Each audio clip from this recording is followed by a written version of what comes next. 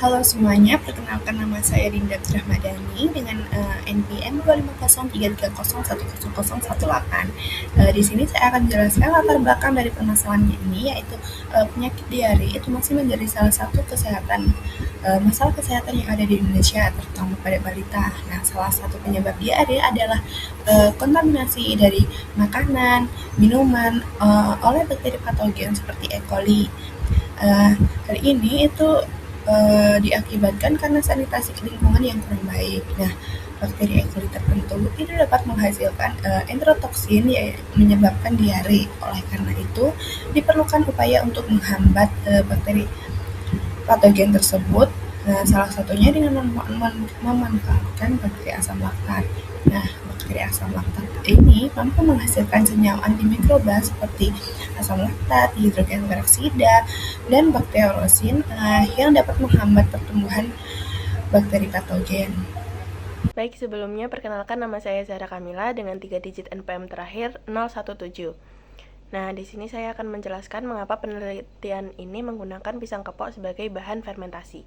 Umumnya, tape terbuat dari singkong, ketan, atau ubi. Namun, buah pisang juga dapat dimanfaatkan sebagai bahan fermentasi. Pada penelitian ini, jenis pisang yang digunakan yaitu pisang kepok karena memiliki kandungan pati yang cukup tinggi sekitar 22-25%, serta mengandung fruktooligosakarida sekitar 0,3% yang berpotensi sebagai sumber prebiotik.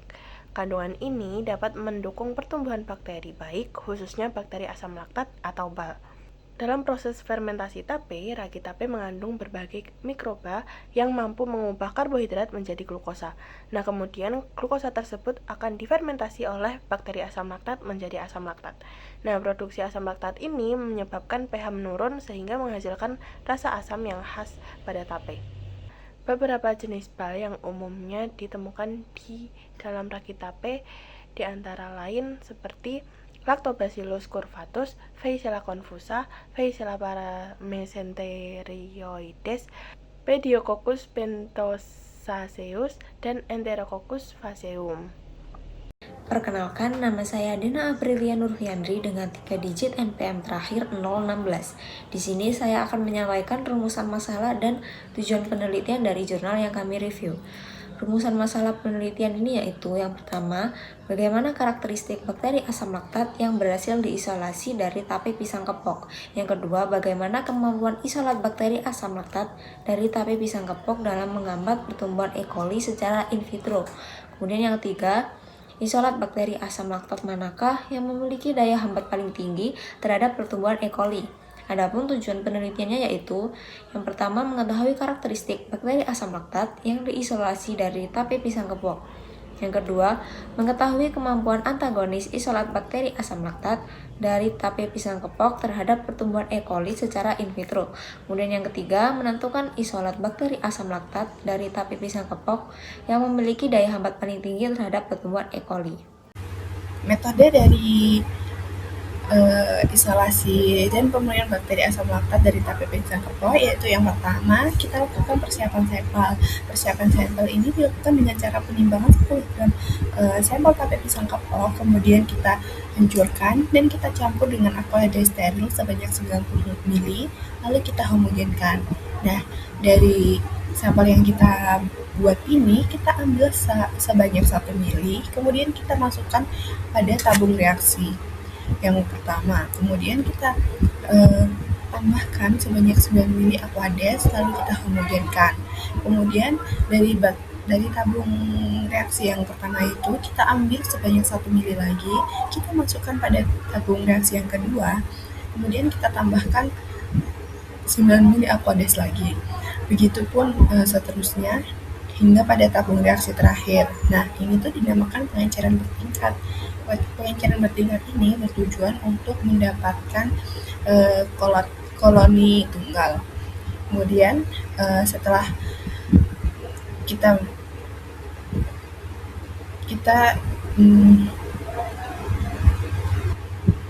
setelah itu kita lakukan penanaman pada media. Nah, dari tabung reaksi yang terakhir itu kita ambil suspensinya, kemudian kita tanam pada media yang telah kita buat, yaitu MRSA plus CaCO3 atau deman rugosa ditambah dengan kalsium karbonat.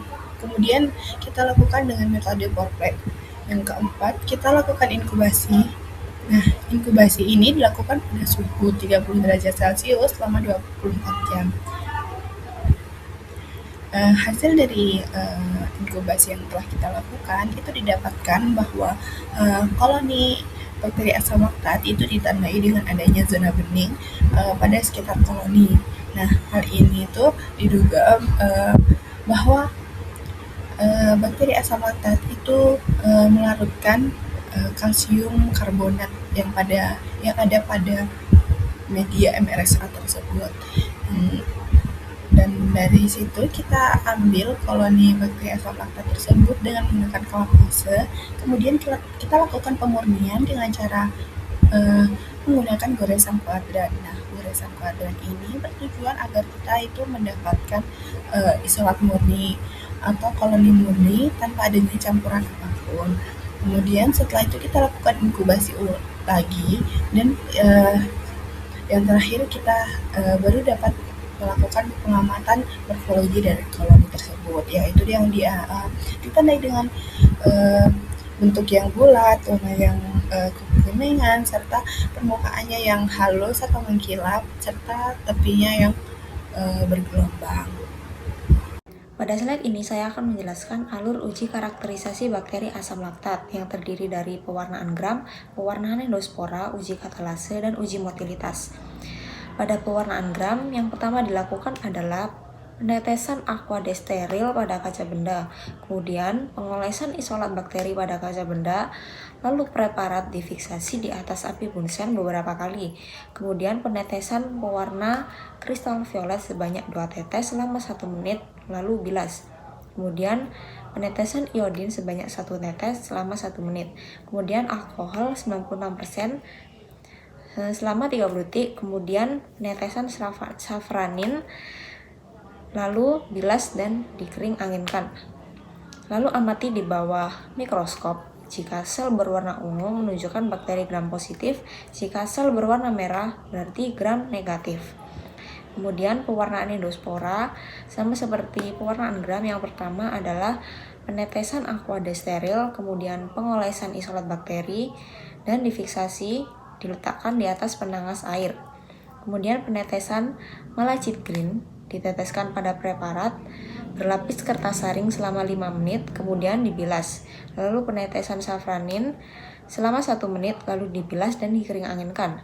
Lalu diamati di bawah mikroskop.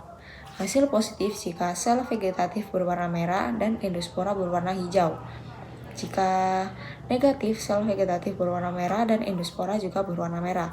Lalu uji katalase dengan cara 1 ounce isolat dioleskan pada kaca benda, lalu ditetesi H2O2 3% sebanyak 2-3 tetes. Hasil negatif jika tidak terbentuk gelembung oksigen, jika positif terbentuk gelembung oksigen. Lalu uji motilitas dilakukan dengan isolat bakteri asam laktat dari media MRSA ditusukkan pada 5 ml media SIM tegak di dalam tabung reaksi, lalu diinkubasi pada 37 derajat Celcius selama 48 jam atau 2 hari. Hasil positif ditandai dengan adanya rambatan di sekitar bekas tusukan. Jika negatif, tidak adanya rambatan.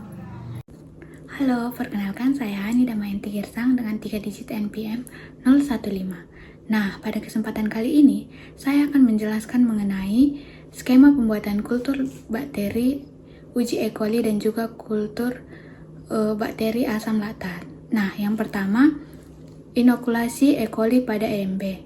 Nah, pada tahap ini, bakteri E. coli digoreskan ke media EMB secara steril, lalu diinkubasi awal, inkubasi pada suhu 37 derajat Celcius selama 24 jam agar bakteri tumbuh. Yang ketiga, suspensi ke media NB. Nah, koloni bakteri yang sudah di wadah NB tadi diambil lalu dipindahkan ke media cair NB. Lalu diinkubasi kedua pada suhu yang sama, yaitu 37 derajat Celcius selama 24 jam agar bakterinya bertambah banyak. Nah, yang kelima, ukur absorbansi. Nah, pada tahap ini, kekeruhan bakteri diukur dengan spektrofotometer 625 nanometer. Lalu, distandarisasi. Jika nilai absorbansi lebih besar dari 0,080, maka suspensi bakteri dicairkan sampai sesuai standar McFarland, yaitu 0,5. Nah, yang ketujuh, membuat kultur bakteri asam laktat. Bakteri asam laktat dimasukkan ke media MRSB, lalu diinkubasi pada suhu 37 derajat selama 24 jam. Nah, hasil akhir dari pembuatan ini adalah kultur E. coli yang sudah distandarisasi dan juga kultur bakteri asam laktat yang sudah aktif. Selanjutnya saya akan menjelaskan uji antagonis bakteri asam laktat terhadap bakteri E. coli. Dilakukan uji antagonis BAL terhadap E. coli yang bertujuan untuk melihat kemampuan BAL dalam menghambat pertumbuhan bakteri patogen berdasarkan terbentuknya zona hambat di sekitar sumuran. Pada tahap pertama yaitu media nutrien diinokulasikan dengan bakteri E. coli, kemudian diratakan dengan spreader agar pertumbuhan bakteri merata ke seluruh permukaan agar. Selanjutnya dilakukan pembuatan sumuran pada media menggunakan alat pelubang steril dengan diameter sekitar 5 mm yang nantinya akan diisi dengan sampel BAL dan kontrol.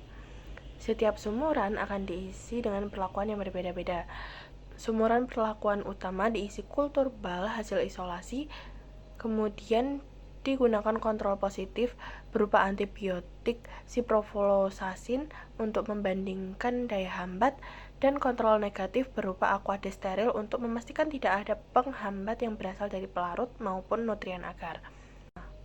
Setelah semua sumuran diisi, media diinokulasikan pada suhu 37 derajat Celcius selama 24 jam dengan media terbalik, agar bakteri dapat tumbuh dan senyawa antimikroba dari BAL dapat berdifusi dalam media. Setelah inkubasi selesai, dilakukan pengamatan terhadap terbentuknya zona hambat berupa area bening di sekitar sumuran. Zona bening menunjukkan adanya aktivitas antagonis BAL terhadap E. coli. Kemudian diameter zona hambat diukur menggunakan penggaris ataupun jangka sorong. Semakin besar diameter zona hambat yang terbentuk, maka semakin kuat kemampuan BAL dalam menghambat pertumbuhan E. coli. Kemudian perhitungan dilakukan dengan mengurangi diameter total zona hambat dengan diameter sumuran. Perkenalkan, nama saya Mirna Syafrida dengan NPM Mahir 020. Saya akan menjelaskan karakterisasi 5 isolat bakteri asam laktat. Pada penelitian ini berhasil diperoleh 5 isolat bakteri asam laktat dari TP pisang kepok yang diberi kode BTPK1 hingga BTPK5. Kelima isolat ini diidentifikasi sebagai bakteri asam laktat karena terbentuknya zona bening pada media MRSA yang ditambahkan CaCO3 1%. Zona bening ini menunjukkan bahwa bakteri asam laktat menghasilkan asam organik yang melarutkan kalsium karbonat pada media. Selanjutnya, secara makroskopis, seluruh isolat memiliki karakter koloni yang hampir serupa, yaitu berwarna putih kekuningan, permukaan halus mengkilap, opaque, dan tepian entire dengan ukuran koloni berkisar 0,1 hingga 1,5 cm. Karakter ini sesuai dengan karakter umum bakteri asam laktat pada produk fermentasi seperti ketan. Selanjutnya, hasil pewarnaan gram menunjukkan bahwa seluruh isolat bersifat gram positif yang ditandai dengan adanya warna ungu pada sel. Hal ini disebabkan karena bakteri gram positif memiliki lapisan peptidoglican yang tebal sehingga dapat mempertahankan warna kristal violet. Selain itu, seluruh isolat menunjukkan hasil endosporan negatif, katalase negatif, dan non-motil, yang merupakan karakter umum bakteri asam laktat. Berdasarkan karakterisasi tersebut, kelima isolat memiliki karakteristik yang sesuai dengan bakteri asam laktat. Selanjutnya, dilakukan uji antagonis menggunakan metode difusi sumuran untuk mengetahui kemampuan bakteri asam laktat dalam menghambat pertumbuhan E. coli. Hasil penelitian menunjukkan bahwa seluruh isolat mampu membentuk zona hambat terhadap E. coli dengan diameter berkisar antara 4,33 hingga 6 mm, sehingga termasuk dalam kategori lemah hingga sedang. Isolat dengan daya hambat tertinggi yaitu BTPK2 sebesar 6 mm diikuti dengan BTPK1 dan BTPK4 yang masing-masing berdiameter 5,67 mm, kemudian diikuti BTPK3 sebesar 4,67 mm, dan yang paling rendah yaitu BTPK5 yaitu berdiameter 4,33 mm. Kontrol positif yaitu ciprofloxacin 0,5% menghasilkan zona hambat yang jauh lebih besar, yaitu 33,80 mm. Hal ini dikarenakan ciprofloxacin merupakan antibiotik yang bekerja dengan menghambat replikasi DNA bakteri, sehingga daya hambatnya menjadi lebih kuat dibandingkan bakteri asam laktat. Sementara itu, kontrol negatif merupakan Aquades yang tidak menghasilkan zona hambat atau 0 mm. Hal ini menunjukkan bahwa penghambatan yang terjadi tidak dipengaruhi oleh pelarut, melainkan berasal dari aktivitas bakteri asam laktat itu sendiri. Kemudian berdasarkan uji Kruskal-Wallis diperoleh nilai P sebesar 0,004 yang lebih kecil dari 0,05, sehingga menunjukkan adanya perbedaan signifikan kemampuan penghambatan antar kelompok perlakuan. Kemudian hasil uji lanjut post hoc Bonferroni menunjukkan bahwa seluruh isolat bakteri asam laktat berbeda signifikan dibandingkan kontrol positif. Artinya, kemampuan penghambatan bakteri asam laktat memang berbeda nyata dengan kontrol positif yaitu ciprofloxacin. Dengan demikian, bakteri asam laktat dari TP pisang kepok berpotensi dikembangkan sebagai kandidat probiotik penghambat bakteri patogen seperti E. coli, meskipun memerlukan uji lebih lanjut. Sebelumnya perkenalkan, nama saya Muhammad Alvaro Bautista dengan NPM terakhir 019. Nah, selanjutnya di slide ini kita akan membahas mekanisme penghambatan di mana bakteri asam laktat menghasilkan asam organik yang menurunkan pH lingkungan dari pH normal sekitar 6,5 menjadi pH asam sekitar 4. Nah, penurunan pH ini menyebabkan kerusakan pada sel bakteri patogen karena ion H+ yang dilepaskan terserap ke dalam sel, yang mana menyebabkan denaturasi enzim dan protein sehingga sel bakteri mengalami kematian. Selain itu, bakteri asam laktat juga dapat menyebabkan kerusakan membran sel seperti pada Escherichia coli, di mana lisis dan perubahan permeabilitas membran sitoplasma terjadi akibat aktivitas penghambatan dari bakteri asam laktat. Nah, mekanisme lain adalah produksi bakteriosin, senyawa antibakteri yang membentuk pori pada membran sel target sehingga isi sel bocor dan sel mengalami kematian. Secara umum, penghambatan terjadi melalui kombinasi penurunan pH, kerusakan membran sel, dan pembentukan pori oleh bakteriosin. Nah, selanjutnya ini ada perbandingan literatur dan juga faktor yang mempengaruhi. Hasil penelitian sebelumnya menunjukkan bahwa bakteri asam laktat dari kimchi dan tape ketan mampu menghambat pertumbuhan Escherichia coli. Nah, penelitian Ready et al. Pada tahun 2020 juga menunjukkan bahwa bakteri asam laktat dari kimchi dapat menghambat bakteri patogen, sedangkan Panjaitan et al. Pada tahun 2018 menyatakan bakteri asam laktat dari tape ketan berpotensi sebagai probiotik. Nah, Desari et al. Juga melaporkan zona hambat bakteri asam laktat dari yogurt sebesar 4 hingga 8 mm terhadap Escherichia coli. Nah, beberapa faktor yang mempengaruhi penghambatan bakteri ini diantaranya yakni ada pH yang mempengaruhi aktivitas antibakteri dan pertumbuhan bakteri, terus suhu yang mempengaruhi metabolisme dan produksi senyawa antimikroba, serta konsentrasi mikroba yang semakin tinggi akan meningkatkan daya hambat. Media pertumbuhan juga mempengaruhi nutrisi dan produksi metabolit antibakteri, sedangkan kondisi inkubasi dan juga sifat media turut mempengaruhi aktivitas penghambatan. Nah, kesimpulan dari penelitian ini adalah yang pertama, berhasil diisolasi 5 isolat bakteri asam laktat dari pisang kepok. Yang kedua, semua isolat mampu menghambat E. coli. Yang ketiga, isolat BTPK2 memiliki daya hambat terbesar yaitu 6 mm. Yang keempat, bakteri asam laktat berpotensi sebagai probiotik alami. Nah, sebagai sarannya, perlu diidentifikasi spesies bal lebih lanjut. Yang kedua, perlu uji in vivo untuk mengetahui efektivitas probiotik pada bakteri tersebut. Yang ketiga, perlu penelitian terhadap bakteri patogen lain. Nah, sekian dari kelompok kami. Jika ada salah kata, mohon dimaafkan.